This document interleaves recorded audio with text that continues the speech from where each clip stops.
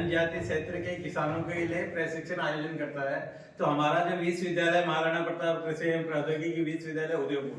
उसके अंदर जो हमारा विश्वविद्यालय उसमें जनजाति क्षेत्र का एक प्रोजेक्ट काम करता है। पीएसपी आईसीआर का एक प्रोजेक्ट है। उस प्रोजेक्ट के तहत एक दिवसीय संस्थागत प्रशिक्षण हम आयोजित करते हैं, जिसमें आप देख रहे हैं वर्मी कंपोस्ट उत्पादन एवं उसका फसलों में प्रयोग का तरीका। तो इसके बारे में हम किसानों को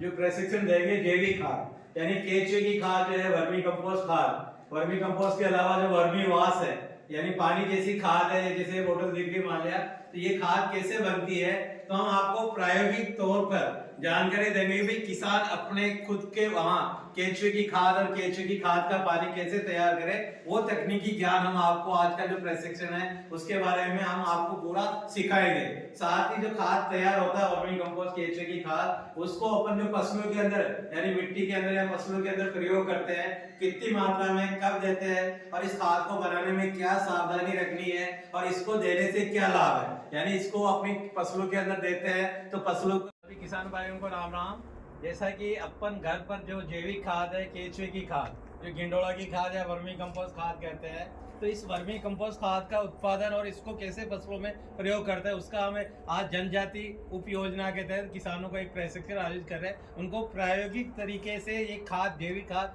वर्मी कंपोस्ट खाद कैसे बनता है उसका। तो सबसे पहले अपन जो ठाण से जो गोबर उठाते हैं माले, उस गोबर को ऐसे कैसे लंबा डालना और ऊपर छाया करनी। जैसे गोबर डाला फिर इसको पानी डाल के ठंडा कर लेते हैं और उसके बाद इसके अंदर जो एक केचुए होते हैं आइसिनिया फोर्टिका, जो ये केचुए वर्म से हमारे 5 किलो बीज लाए वाले, ये जो केचुआ जानवर काटता नहीं, ये बीज लाकर थोड़ा थोड़ा इसके अंदर पूरे में डाल देते हैं। डालने के बाद इसके ऊपर एक बोरी का तापने ढक देते हैं और एक बाल्टी पानी रोज छाड़ देते हैं ताकि ठंडक रहे। 1.5 महीने बाद आपका बिल्कुल ये खाद जो है मान लिया, ये ऊपर देख लो बिल्कुल चाय की पत्ती जैसे, ये खाद ऐसा चाय की पत्ती जैसा